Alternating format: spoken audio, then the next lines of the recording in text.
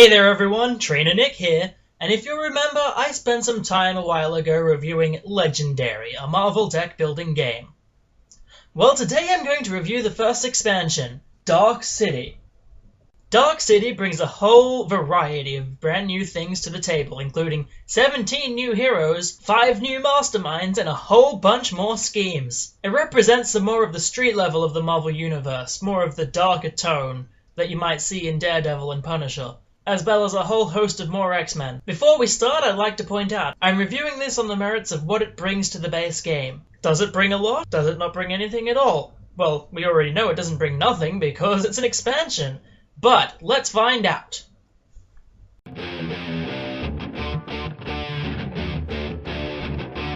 So first, how does Dark City actually expand Legendary? Well, for one thing, there are the 17 new heroes. You've got 6 new X-Men in the forms of Angel, Iceman, Nightcrawler, Bishop, Professor X, and Jean Grey, as well as 2 new factions, the Marvel Knights, including Ghost Rider, Elektra, Daredevil, Blade, the Punisher, and Iron Fist, and the X-Force, including Cable, Domino, Forge, Colossus, and another Wolverine. Once again, each of these heroes feels entirely new and fresh, except Wolverine, who plays very similar to the old one. And once again, each one combos well with certain heroes, depending on what's in the game. X-Men still combo really well with X-Men, and X-Force heroes also tend to work together incredibly well. In addition to this, the game brings us 5 new masterminds in the form of Kingpin, Mephisto, Mr. Sinister, Strife, and Apocalypse. Each one of them brings their own group of villains to the table, such as the Marauders, the Four Horsemen, or the Mutant Liberation Front. And all of these shake up the game to exciting new levels. Dark City also brings a whole bunch of new schemes to the table, including some that take specific advantage of cards from the Dark City sets. And one very interesting addition from Dark City is the introduction of specialized bystanders. Whereas in the first game, bystanders were just extra points that you grabbed in certain schemes or using certain characters, this time around the bystanders actually do something, which is nice. Overall, the new additions are incredibly exciting, so we know that what's new is good, but how does it work with what's old?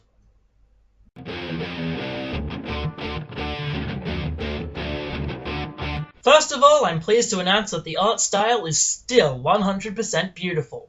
Not only that, but it's been expanded. Whereas in the first game, every hero had one artwork for every card it had, in Dark City, each character has 4 different artworks to represent their 4 different cards. Each of these artworks is spectacular. There is not a single one in here that I would say isn't, which is very lovely. It also remains consistent with the rest of the game, meaning it doesn't look out of place at all, and you can get confused about which ones are actually from the base set and which ones aren't, which I may have done when I had to sort them out to do this review.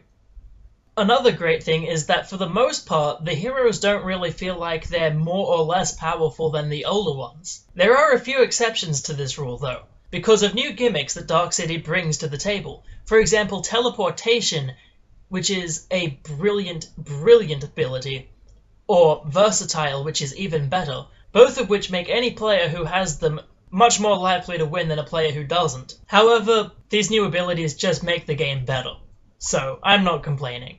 The villains and schemes in Dark City are a lot more challenging than the ones in Legendary, which is excellent if you've decided that the game is too easy once you started winning. Apocalypse, for example, is incredibly hard to defeat. But even if you're not looking specifically at Apocalypse, you still have the other villains. I would say that the additions in Dark City serve to complement the game rather than take it over. And as I've already stated, it is incredibly seamless integrating them into gameplay.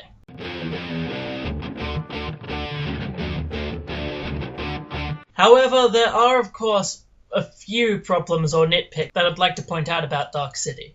The first of which being, with the addition of 6 new X-Men, it brings the number of X-Men in the box up to 11, which is more than a third of the total heroes combined. I understand that there are a lot of mutants out there, but this makes it almost impossible to have a game where there are no X-Men present, especially if you count the X-Force heroes under the label of X-Men. And at the same time, 2 of the most popular X-Men, Beast and Kitty Pryde, are missing from the game thus far. Also, we've gotten a second Wolverine. I don't think that was really necessary. It just serves to boost Wolverine's popularity power, which doesn't need to be done. And their playstyles are incredibly similar. It's not even like there's much of a difference between the two. Though I have to say, his No Mercy card is one that I quite enjoy. And as I've said before, some of the things in this expansion are quite powerful and overweigh the usefulness of heroes in the base set. And then the game seems to balance those out with some really gimmicky or hard to use heroes, or heroes that just aren't that good. For example, Blade has a gimmick where he likes to fight things on the rooftops of the city. That's not all that exciting. But while I will be very vocal about these opinions, they don't make the game any less fun, and they are mostly minor. So how would I rate the game overall? Well, that's next.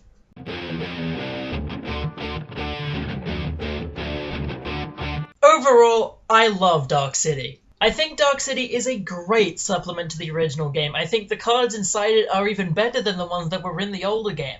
The challenge level has increased to the point where playing a single-player game isn't a guaranteed win anymore. And not only does it actually expand the game, it expands the player's knowledge of the Marvel Universe. Some of the things in Dark City have gone out of their way to reference parts of the Marvel Universe that aren't well known in the mainstream continuity, which I deeply appreciate. It's given me a starting point to get into more of the Marvel Universe than I already had, which makes me incredibly happy. As an expansion, I would give Dark City 9 out of 10. And now I'm highly looking forward to the next expansion, which is based around the Fantastic Four. I personally don't like the Fantastic Four, but I hear that the cards in it are great fun to use. Unfortunately, we here in the land of Australia don't have a release date yet, though America gets it on October 22nd. So as soon as we've got that, I'm going to review that for you. In the meantime, grab yourself a copy of Legendary and Dark City. Get some friends and play them, or play them solo. Do what I do and keep track of your high scores. Try to beat them. If you want more videos, I have a whole channel of them, so go do that. And if you missed my first Legendary review, it's in there too. Okay, don't forget to subscribe to the channel and like me, because I'd appreciate that. Leave us a comment if you have anything you'd like to know about or say. Bye!